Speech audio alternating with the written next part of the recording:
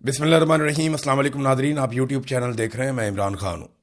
Nadreen, आपको याद होगा इमरान खान ने एक स्टेटमेंट दिया था और उन्होंने कहा था कि अगर मैं अकेला भी रह गया तो मैं लड़ूंगा, मैं आखिरी सांस तक लड़ूंगा।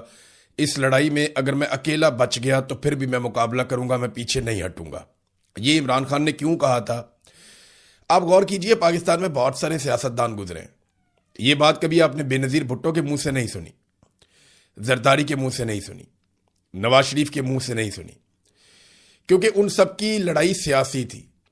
वो सारे ये जानते थे कि पब्लिक उनके साथ होगी तो वो लड़ाई लड़ेंगे। इमरान खान की जो लड़ाई है वो एक बड़े मकसद के लिए, और इमरान खान ने ये पहले कहा था कि मैं अकेला भी रह गया तो मैं लड़ूंगा, और वो साबित कर रहा है। अब अमली तौर पे अगर मैदान में कोई आदमी बचा है जो डट कर सामना कर रहा है तो वो इमरान खान है। बाकी लोग आवाज उठाते हैं, जोर लगाते हैं, कोशिश करते हैं, लेकिन इसके बावजूद कोई और रास्ता बचा नहीं इमरान खान के पास कि वो इस रजीम के खिलाफ लड़े या इसके साथ डील करे। अब दो ही चीजें रह गई है ना, इमरान खान के बाहर आने का कोई तीसरा रास्ता तो है नहीं। या तो डील की जाए इसी एस्टेब्लिशमेंट के साथ, या फिर इमरान खान साहब इस एस्टेब्लिशमेंट को शिकस्त दे दें और डटे रहे, खड़े रहे इस एस्टेब्लिशमेंट के खिलाफ। फिलहाल कोई काबिल जिक्र जिद्दोजहद अभी बाकी नहीं है, और इमरान खान के नाम के ऊपर सिर्फ जलसे जुलूस हो रहे हैं। जो इमरान खान ने स्ट्रीट मूवमेंट का कहा था वो अभी तक शुरू नहीं हुई। सुहेल अफरीदी भी अब उसी तरह की तनकीद की जद में आ गए हैं जैसी तनकीद अली अमीन गंडापुर पे शुरू हुई थी गुज़िश्ता साल। बस उसी तरह के हालात अब सुहेल अफरीदी के भी होते चले जा रहे हैं, और वो बहुत तेजी से उस तरफ बढ़ रहे हैं, क्योंकि स्ट्रीट मूवमेंट में इमरान खान साहब ने जो हुक्म दिया था उस पर अमल दरामद नहीं हुआ, और वो कोई भी तहरीक शुरू करने में कामयाब नहीं हुए। और उनके पास सबसे आसान तरीका यह है कि वो कह देते हैं कि तहरीक तहफ़्फ़ुज़ आईन पाकिस्तान से जाकर मिलो, उनसे पूछो क्या करना है, हम तो जनाब उनके इशारे का इंतजार कर रहे हैं। लेकिन मैं एक हकीकत आपके सामने रखता हूं कि अगर तहरीक तहफ़्फ़ुज़ आईन पाकिस्तान आज भी कहे ना कि सुहेल अफरीदी 10 लाख आदमी लेकर आप इस्लामाबाद पहुंचे, तो मुझे नहीं लगता कि वो 50-60 हज़ार आदमी से ज्यादा इकट्ठा कर पाएंगे इस वक्त भी। उसकी वजह यह है कि वो मोमेंटम जो गलियों में बनना था, चौक चौराहों में बनना था, वो मोमेंटम खैबर पख्तूनख्वा की लेवल तक भी पाकिस्तान तहरीक इंसाफ नहीं बना पाई। हाँ, जलसे हैं, तहरीक इंसाफ सबसे बड़े जलसे कर सकती है, माजी में भी करती रही है, इमरान खान के नाम पे लोग निकलते हैं। लेकिन जिस स्ट्रीट मूवमेंट का इमरान खान ने कहा था वो नहीं है ना। देखिए, इसीलिए अब मुराद सईद जैसा आदमी जिसने काफी अपने आप को होल्ड करके रखा, वो बोलने पर मजबूर हो गया। मुराद सईद ने साफ बताना शुरू कर दिया। और कर्नल वाला जो वाकया मुराद सईद ने बताया कि कर्नल को जाकर कहते हैं कि इमरान खान ने तो बाहर आना नहीं, मुराद सईद तो पागल है, ये तो जिस दिन आएगा मारा जाएगा। ये मुराद सईद का एक बहुत करीबी आदमी है जिसने जाकर ये कर्नल से बात की। तो ये जो सुहेल अफरीदी की खैबर पख्तूनख्वा हुकूमत है वो अब वैसी नहीं है जिस मिशन के साथ उसको बनाया गया था, या कम से कम इस वक्त वो नहीं कर रही जो उनसे तवक्को की जा रही थी पाकिस्तान तहरीक इंसाफ की जानिब से या इमरान खान की जानिब से। लेकिन फिर भी क्योंकि ये हुकूमत इमरान खान ने बनाई है, इस हुकूमत को चलना भी है और इस हुकूमत के साथ गुजारा भी करना पड़ेगा, तो अभी तो हालात इसी तरह रहेंगे। इमरान खान साहब को अगर कोई अदालतों से रिलीफ की तवक्को थी तो याद रखिएगा कि वो 26वीं और 27वीं आईनी तरमीम के बाद खत्म हो गई। मैंने कई मरतबा आपको यह कहा था 26वीं और 27वीं आईनी तरमीम से पहले कि जिस दिन अदालतों में यह केस जाएगा उस दिन यह रद्दी की टोकरी में जाएगा, चाहे वो अलकादर वाला हो, चाहे वो तोशा खाना वाला हो, चाहे वो इद्दत वाला हो। इद्दत वाला तो गया ना, रद्दी की टोकरी में गया। साइफर वाला भी गया, रद्दी की टोकरी में गया। लेकिन ये बड़े बड़े मुकदमा जो खत्म हुए रद्दी की टोकरी में गए, ये 26वीं और 27वीं आईनी तरमीम से पहले गए। 26वीं और 27वीं आईनी तरमीम के बाद जो अदलिया के साथ कर दिया गया, यानी 6 ऐसे जजेस थे जिन्होंने कहा कि पाकिस्तान की एजेंसियां हमें तंग कर रही हैं, हरासा कर रही हैं। 3 को जबरदस्ती ट्रांसफर कर दिया, 1 को नौकरी से निकाल दिया, 1 पे रेफरेंस है और 1 ने माफी तलाफी कर ली। ये तो इन्होंने निशाने इबरत बना लिया, जजों से बदला ले लिया और पूरे निजाम को पैगाम दे दिया कि हमारे खिलाफ जो भी जाएगा उसके साथ हम यही करेंगे। और यह सिलसिला रुक नहीं रहा।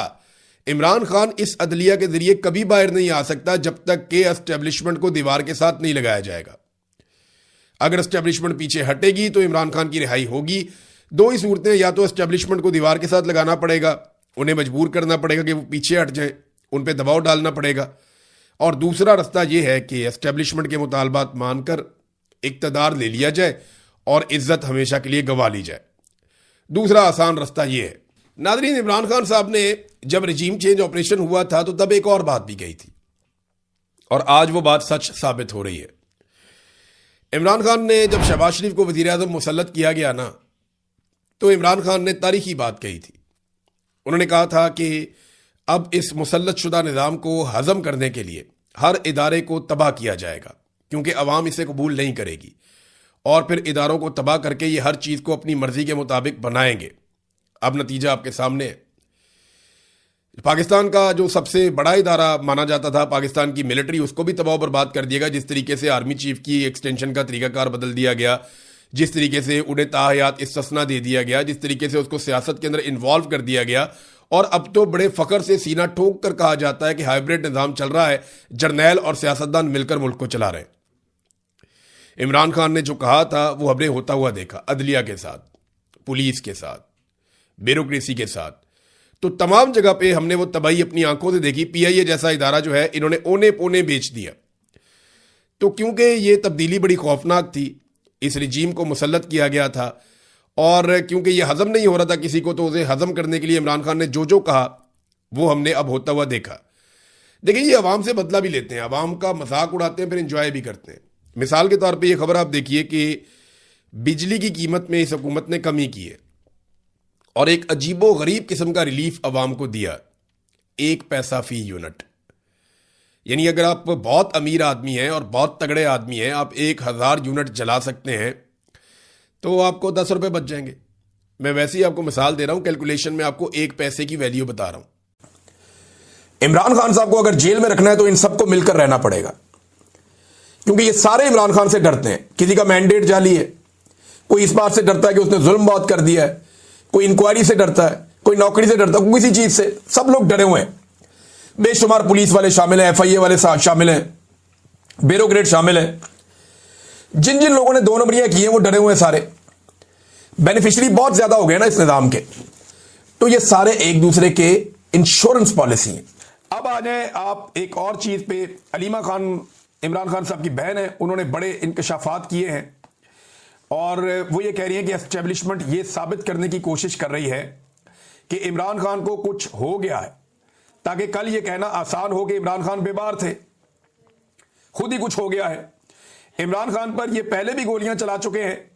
2 हफ्ते कबल अहम तरीन जराए का हमसे राब्ता हुआ और कहा गया कि इमरान खान की आइसोलेशन में हालत बहुत खराब हो गई है और खुद से बातें करने लग गए हैं। ये भी एजेंसियां ही खबरें दे रही थीं। अब ये बड़ी सीरियस बात है। अलीमा खानम देखे ना, उनकी सिचुएशन बड़ी अजीब है, एक बड़ी आजमाइश है उनके ऊपर। एक तरफ वो ये चाहती है कि उनके भाई बीमार ना हो, उन्हें डॉक्टर्स चेक करें,